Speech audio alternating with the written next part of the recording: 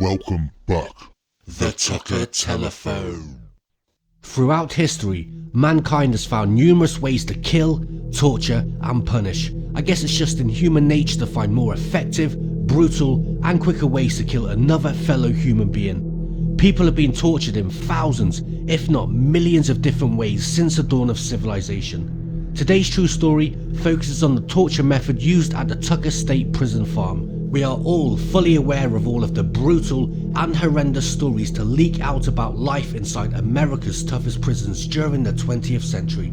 The Tucker telephone device is surely the most awful, most feared and most notorious, especially for inmates doing time at the Tucker State Prison Farm in the early 1960s. There was nothing more terrifying than the name the Tucker telephone. The Tucker telephone was a sadistic torture device used as a method of punishment. It was used frequently on prisoners at the state prison. The torture device was the brainchild of prison physician Dr. A.E. Rollins and the prison superintendent Jim Bruton. On its face, the device looks like an old crank telephone, but with the addition of an electric generator and 2 dry cell batteries.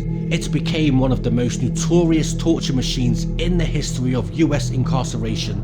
Hooked up to a source of immense electric power, the Tucker telephone functioned as an electric shock device attached to the private parts of the victims. Inmates sent to the hospital room were strapped down to a table with 2 wires applied to their skin. The ground wire was wrapped around their big toe, while a hot wire with the electricity running through it was strapped to the inmates' genitals. Once the doctors turned the crank on the Tucker telephone, their victims were brutally shocked by torrents of electricity. Sometimes these torture sessions dragged on for long periods, and they were known as long distance calls. Savage. The Tucker prison farm also whipped inmates, beat them with 5-foot paddles, put needles under their fingernails and executed them using Old Sparky, an electric chair that was used 104 times. In the long distance calls punishment, several charges were inflicted of a duration designed to stop just short of the inmates fainting. Sometimes the telephone operator's skill was so defective and the sustained current not only caused the inmate to lose consciousness, but resulted in irreparable damage to the inmate's testicles. Tragically, many of the prisoners not only ended up with permanent organ damage, but also suffered from mental illness following the torture. It was also legal to whip prisoners, but they were regularly beaten and tortured by guards who shot at them for fun.